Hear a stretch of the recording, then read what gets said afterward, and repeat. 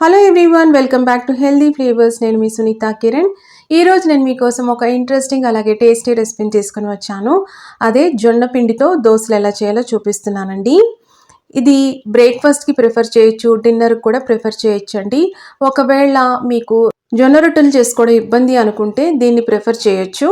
నేను ఈ రెసిపీని అన్ని టిప్స్తో పాటు చూపించానండి, కాబట్టి బిగినర్స్ కూడా చాలా ఈజీగా చేసుకోవచ్చు. వీడియోని కంప్లీట్గా వాచ్ చేసి తప్పకుండా మీరు ఈ రెసిపీని ట్రై చేయండి. మీరు కనుక ఈ ఛానల్ని ఫస్ట్ టైం వాచ్ చేస్తున్నట్లయితే ఈ హెల్దీ ఫ్లేవర్స్ ఛానల్ని సబ్స్క్రైబ్ చేసుకొని రెసిపీస్ని ట్రై చేయండి. ఇక మనం రెసిపీలోకి వెళ్ళిపోదాం.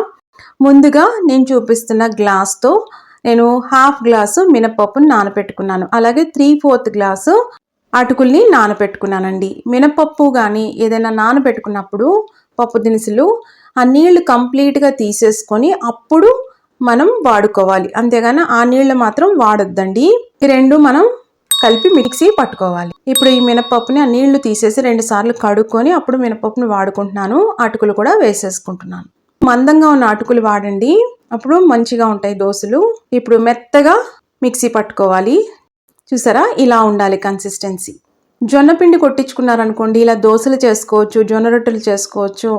ఒకటేలాగా బోరింగ్గా తినాల్సిన అవసరం లేదండి. మనం మిల్లెట్స్ అనేవి మనము డిఫరెంట్గా ట్రై చేయొచ్చు. నేను ఇందాక చూపించిన అదే గ్లాస్తో నేను 2 గ్లాసులు జొన్న పిండి వేసుకుంటున్నాను. మళ్ళీ నేను ఎప్పుడైనా సరే జొన్నలు రవ్వ పట్టి దోశలు ఎలా చేసుకోవాలో, ఇడ్లీలు ఎలా చేసుకోవాలో కూడా చూపిస్తాను. కొద్దిగా నీళ్లు వేసుకుంటూ మనం దోశ పిండి బ్యాటర్ ఎలా ఉంటుంది ఆ కన్సిస్టెన్సీలో మనం మిక్సీ పట్టుకోవాలి. మధ్యలో కలుపుకుంటూ మిక్సీ పట్టుకోండి, అప్పుడు అది స్టక్ అవ్వకుండా ఉంటుంది. చూసారా, ఇలా ఉండాలి కన్సిస్టెన్సీ. మధ్యలో కలుపుకుంటూ కొద్దిగా మాత్రమే నీళ్ళు వేసుకుంటూ ఈ కన్సిస్టెన్సీ ఉండాలి, మరీ పల్చగా ఉండకూడదు. నేను గిన్నెలోకి తీసుకొని చూపిస్తున్నాను, ఇలా ఉండాలండి. ఇప్పుడు మూత పెట్టేసుకొని ఓవర్ నైట్ అంతా ఫర్మెంట్ చేసుకోవాలండి. చలికాలం అయితే ఒక 15 గంటలన్నా పడుతుంది. వెచ్చని ప్లేస్లో పెట్టుకోవాలి చలికాలం అయితే.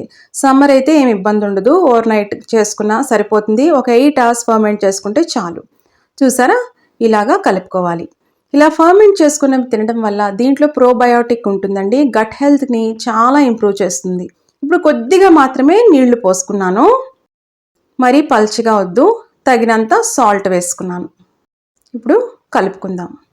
మార్నింగే మన ఇండియన్ కల్చర్లో పులిసినవి అంటే ఫర్మెంట్ అయినవి తీసుకుంటాం కదా, ఇడ్లీ కానీ దోశ ఇలా తీసుకోవడం వల్ల మార్నింగే మనం ప్రోబయోటిక్ తీసుకున్నట్టు గట్ హెల్త్ కూడా చాలా ఇంప్రూవ్ అవుతుంది. మార్నింగ్ కార్బ్స్ తీసుకుంటాము, ప్రోటీన్స్ ఉంటాయి దీంట్లో. సో ఇదొక మంచి మీల్ అని మనం చెప్పుకోవచ్చు. ఇప్పుడు నేను ప్యాన్ తీసుకున్నాను. ముందు నేను నాన్ స్టిక్ మీద చూపిస్తున్నానండి.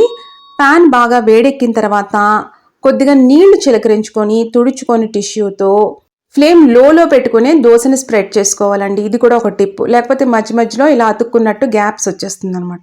ఆయిల్ వేసుకోవాలి. దోశ స్ప్రెడ్ చేసుకున్నాక అప్పుడు ఫ్లేమ్ హైలో పెట్టుకోండి. ఇప్పుడు ఒక 2 minutes బాగా కాలాలి. బయట అయితే 1 స్పూన్ మైదా పిండి, 1 స్పూన్ బియ్యం పిండి వేస్తారండి, చక్కగా ఎక్కువ క్రిస్పీగా రావడానికి. నేనైతే అవేం వేయట్లేదు, ఎందుకంటే మనం ఎంతవరకు హెల్దీగా అది చేసుకోగలం అనేది నేను ట్రై చేస్తున్నాను. కాబట్టి నేను ప్రిఫర్ చేయట్లేదు, చెయ్యను కూడా. చూసారా, కలర్ అంతా పర్ఫెక్ట్గా వచ్చిందండి. ఇప్పుడు నేను ఐరన్ ప్యాన్ మీద కూడా వేసి చూపిస్తాను. బాగా వేడెక్కిన తర్వాత పెనం కొద్దిగా నీళ్లు చిలకరించుకొని టిష్యూతో తుడుచుకోండి. ఇలా చేయడం వల్ల టెంపరేచర్ తగ్గుతుందన్నమాట. అప్పుడు దోశ చక్కగా స్ప్రెడ్ అవుతుంది.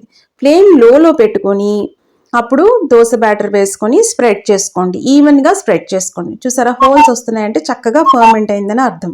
దోశ స్ప్రెడ్ చేసుకున్న తర్వాత ఫ్లేమ్ అనేది హైలో పెట్టుకోండి. ఇప్పుడు కొద్దిగా ఆయిల్ వేసుకుందాము. ఒక 2 minutes అన్నా కాలాలి. చూసారా, చక్కగా కాలింది. ఏం అంటుకోవడం అలాంటి ఏమి ఉండదండి. మిల్లెట్స్లో గ్లూటెన్ అనేది ఉండదు కాబట్టి హెల్త్ పరంగా చాలా మంచిది. థైరాయిడ్ ఉన్న వాళ్ళు మాత్రం డాక్టర్ సలహా మేరకు మీరు ఎంత తీసుకోవచ్చు, ఎలా తీసుకోవచ్చు అనేది మీరు కనుక్కొని డైట్లో ఇంక్లూడ్ చేసుకోండి. నేను ఇక్కడ 2 దోశల్ని పల్లీలు కొబ్బరి వేసి చేసిన చట్నీతో సర్వ్ చేస్తున్నాను. ఈ కాంబినేషన్ చాలా బాగుంటుందండి. తప్పకుండా మీ రెసిపీని ట్రై చేసి ఎలా వచ్చిందో కూడా కమెంట్స్లో పెట్టండి. ఈ రెసిపీ మీకు నచ్చింది అనుకోండి, లైక్ చేయండి. కమెంట్స్ కూడా పెడుతూ ఉంటే నాకు చాలా ఎంకరేజింగ్గా అనిపిస్తుంది. ఇలాంటి ఇంట్రెస్టింగ్ అలాగే హెల్దీ రెసిపీస్ కోసం, టిప్స్ కోసం ఈ హెల్దీ ఫ్లేవర్స్ ఛానల్ని సబ్స్క్రైబ్ చేసుకొని రెసిపీస్ ట్రై చేయండి. ఇదే పిండితో మీరు ఉత్తప్పం ట్రై చేసుకోవచ్చండి. ఆనియన్స్, పచ్చిమిర్చి అన్ని కట్ చేసుకొని, అలాగే గుంత పొంగనాలు ట్రై చేయొచ్చు. 3 రెసిపీస్ వస్తాయండి దీంతో.